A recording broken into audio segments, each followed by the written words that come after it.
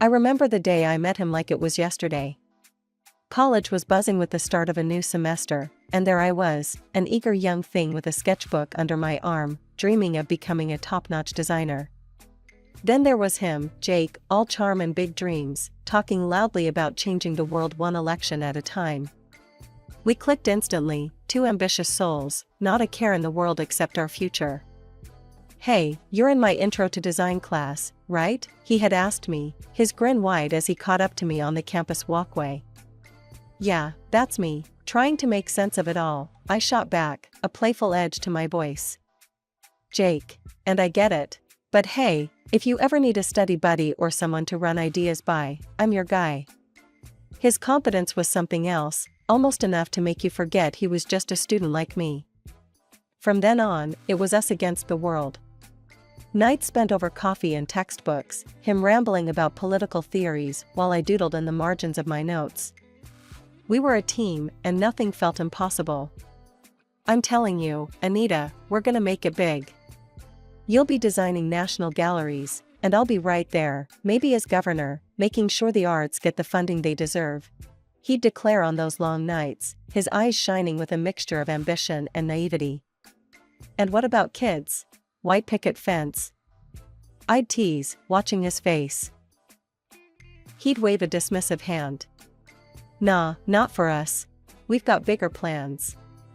Who needs a fence when you can have the whole city?" It was all very romantic, in a youthful, dream big kind of way. We married before graduation, a small ceremony with just a few friends and family. It felt right, like we were setting off on an adventure together, not just tying the knot. As newlyweds, we were unstoppable. Jake quickly moved up from an assistant to the governor's aide to the head of the Department of Parks and Recreation. It seemed every month brought a new accolade or a step up the career ladder for him. He was a natural, shaking hands and kissing babies, always in the spotlight. At home, it was different. "How was your day?" became our routine conversation starter. "Busy as hell. Meetings back to back." "What about you, babe? How's the design world treating you?" I'd shrug, keeping it light. "Oh, just another day of picking colors and convincing clients I know best." He'd laugh, but his eyes were often distant, mine still at work. I didn't mind, I understood. We were both hustling, after all. One evening, I came home, my mind buzzing from clinching a major deal that would put our department at the forefront of the industry. I was tired, my shoulders aching from the weight of my laptop bag and the day's stresses. Jake was already home, something that had become rarer these days. I clinched the Johnson account. The presentation went off without a hitch, I announced, hoping to share a piece of my day, looking for a flicker of shared excitement. "That's nice, babe," Jake said, not looking up from his papers scattered around the living room. "Listen, since you had a lighter day, could you fix dinner? I'm swamped. Meetings back to back, and I barely had lunch." I paused at the doorway, my coat half off, the words "lighter day" echoing in my head. Lighter day, Jake? It was an 8-hour showdown to secure a deal that boosts our entire fiscal year. He finally looked up, his eyes meeting mine with a shrug. "Yeah, but it's not like you're out there in the trenches, right? It's all just picking colors and convincing people to like your ideas." The dismissive tone stung more than I expected. "It's a bit more than that, Jake. This was a big win for us." Sure, he muttered, turning back to his papers. "But really, can you handle dinner? I'm beat." The conversation left a bitter taste in my mouth as I headed to the kitchen, my triumph overshadowed by his offhand remarks. Weeks passed, and the pattern continued. I was making strides at work, each step up the ladder marked by an increase in responsibility and income. The day I found out my salary had surpassed Jake's was a day of mixed feelings. I wanted to share it with him, but I hesitated, knowing his current state of mind. Finally, one night at dinner, I broached the topic, trying to keep it light.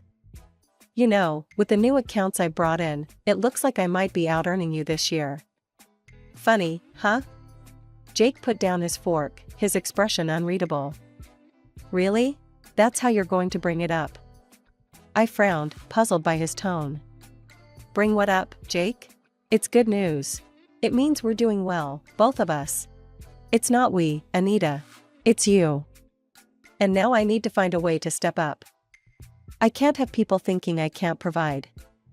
I reached across the table, trying to bridge the gap his words had created. Jake, it's not a competition. It's our money, for our future. He pulled his hand back, shaking his head. It's not that simple. You don't get it. This is important to me. His words felt like a slap, dismissing not just my efforts, but our partnership. I thought we were in this together, Jake. When did it become just about you? Since I started being the one left behind, he shot back, his voice rising. You're there with your fancy deals and now out-earning me? What does that make me?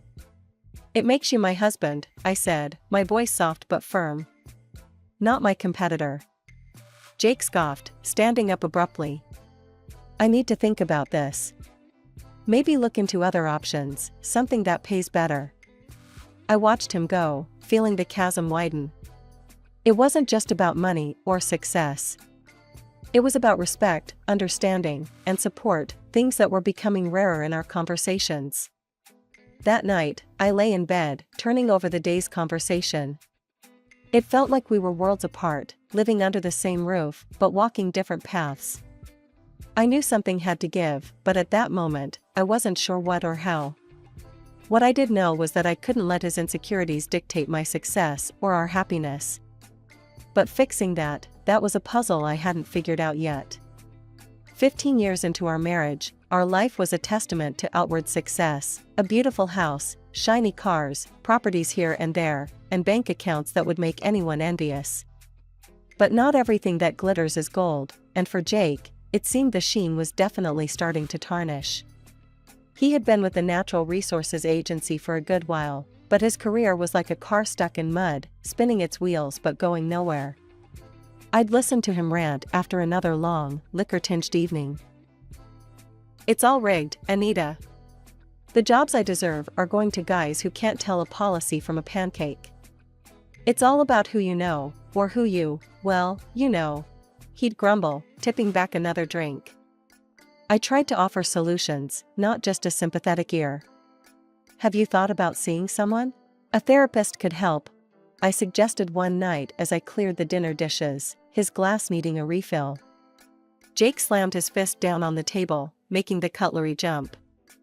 I don't need a shrink, Anita. The problem isn't in my head. It's in the corruption and cronyism I have to deal with every day. But maybe talking to someone could help you cope better, or even strategize how to get around those obstacles. I persisted, feeling the weight of his frustration as my own. Just drop it, will you? I know my job. What I need is for the system to change, not my mindset. His anger was a wall I couldn't penetrate, no matter how I tried. So, I focused on what I could control, my own career. I was making waves, leading my team in international exhibitions, my designs becoming the face of major contracts. My opinion mattered at work, I was respected, and it felt damn good. But as I flourished, Jake recoiled even more. He stopped accompanying me to any work events, especially the big, glitzy ones where my achievements were front and center. Why don't you come to the gala tomorrow night? I asked him one evening, trying to keep my tone light. It would mean a lot to me. Plus, the CEO will be there, you could make some connections. Jake looked up from his laptop, his face set in a stubborn line. And what? Stand around while everyone congratulates you? I'm pretty sure they just see me as Mr. Anita these days. That's not true, I countered, feeling a pang in my heart. You're my husband, Jake. You're your own person, and they respect that. He scoffed, closing his laptop with a snap. Right, Anita. To them, I'm just the guy who carries your purse. No thanks. I've got better things to do. It hurt more than I wanted to admit. I was proud of what I'd achieved, but I wanted my partner by my side, sharing in the success, not resenting it.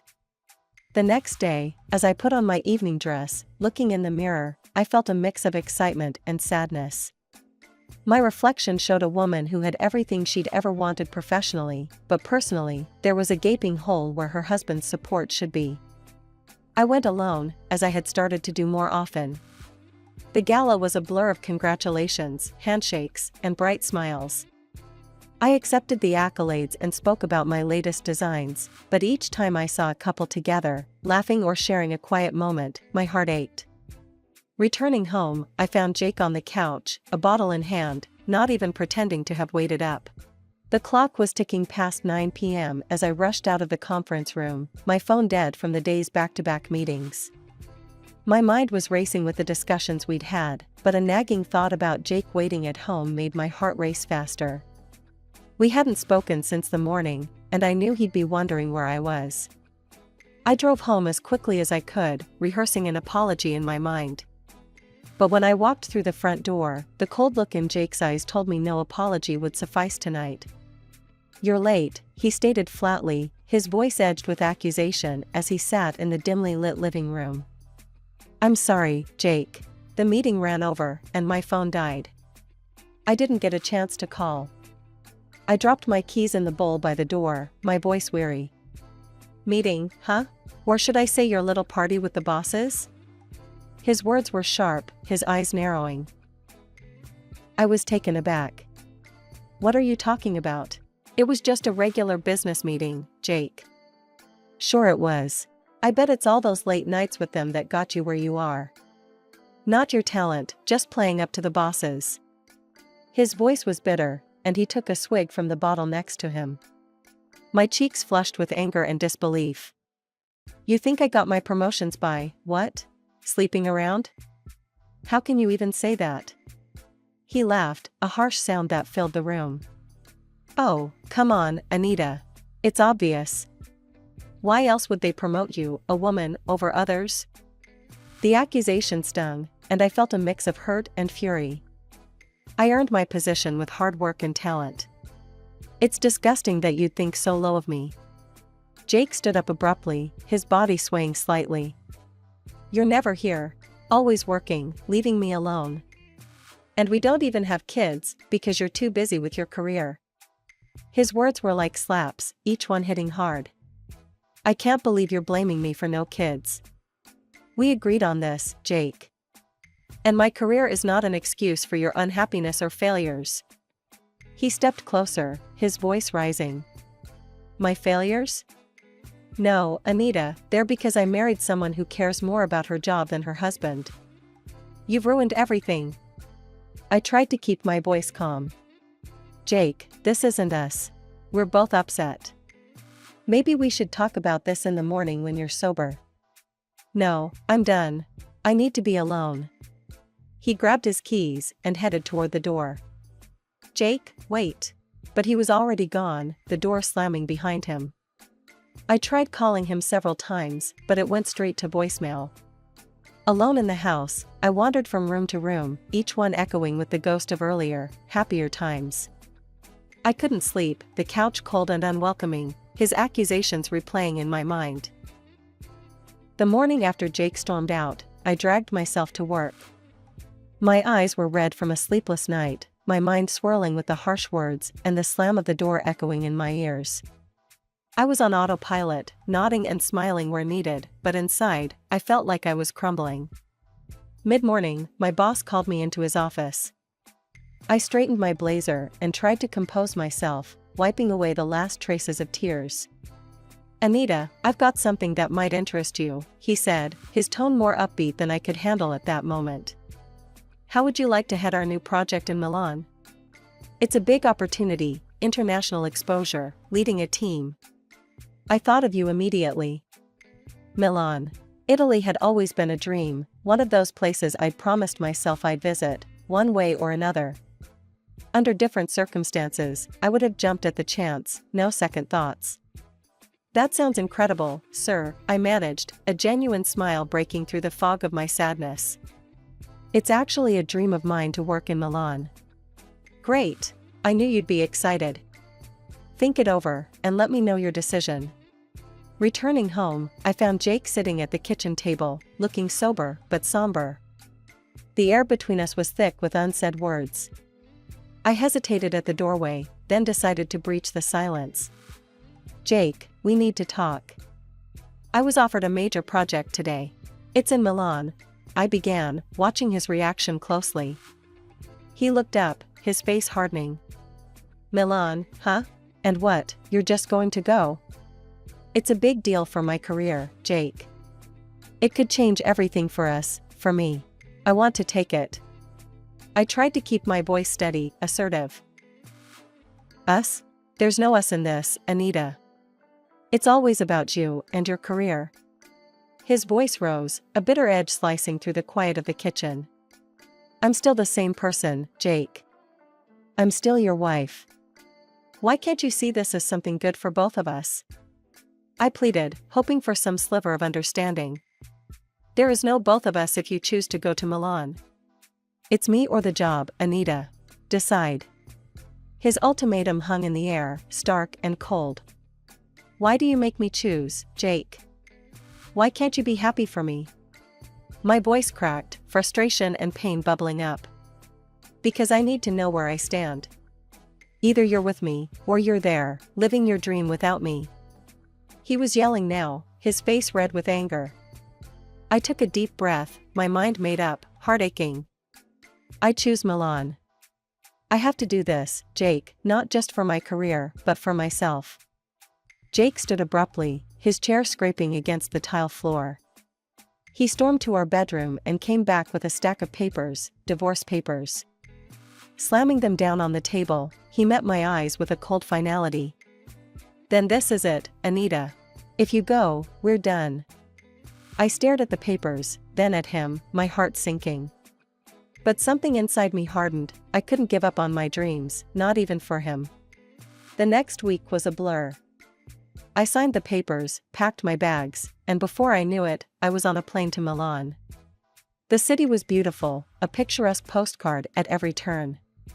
I was often on TV, discussing the project, my face a mask of professionalism, hiding the turmoil inside. Despite the excitement, my thoughts drifted back to Jake, to the possibility of fixing things. But each time I picked up my phone to call, I remembered his ultimatum, and my resolve strengthened. Stepping back into the house after 2 weeks in Milan felt surreal.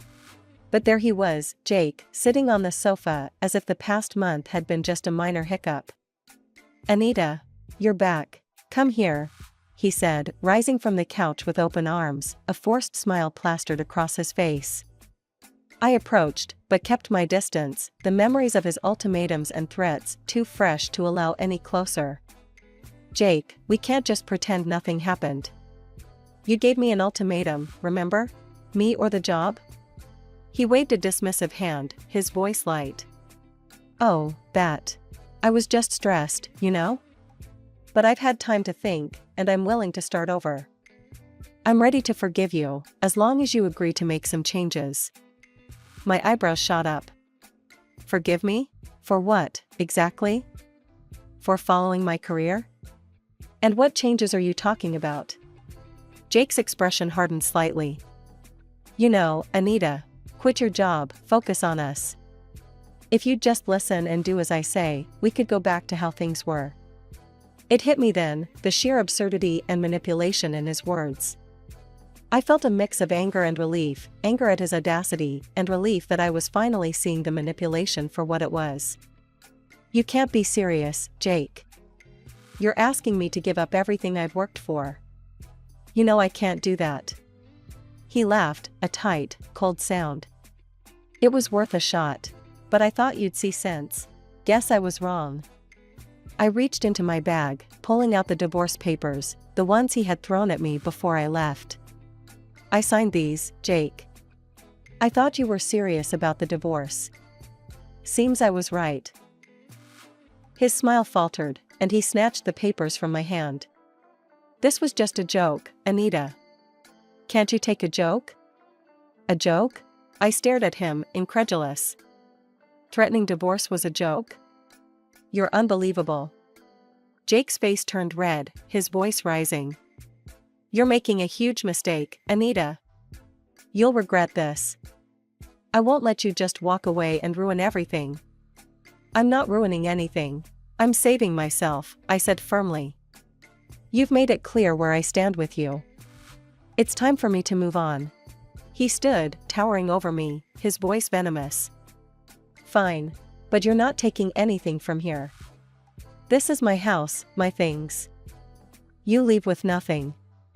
I'll make sure everyone knows how you got to the top. I'll destroy you. Try it, and it'll backfire, I said calmly, though my heart was pounding. I've done nothing wrong. My conscience is clear. I went to our bedroom, packed a suitcase with essentials, some clothes, my design portfolios, personal documents. The rest didn't matter. I could replace things, but I couldn't replace peace of mind or self-respect. The morning after leaving the house, I made my way to my lawyer's office, my mind a whirlwind of emotions and plans. Walking into Mr. Carter's office, I found him looking over some papers, his glasses perched on the tip of his nose. He looked up, his expression serious. Anita, good to see you. Please, have a seat. Tell me everything. I took a deep breath and started recounting the recent events, not omitting the harsh words and threats Jake had hurled at me.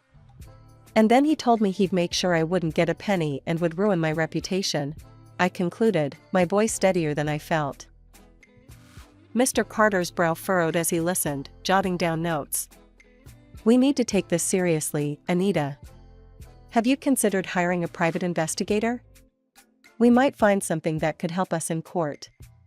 A bitter laugh escaped my lips, surprising even me.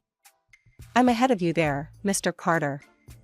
I hired one a few months ago, when things started to really go downhill. I didn't trust what was happening behind my back.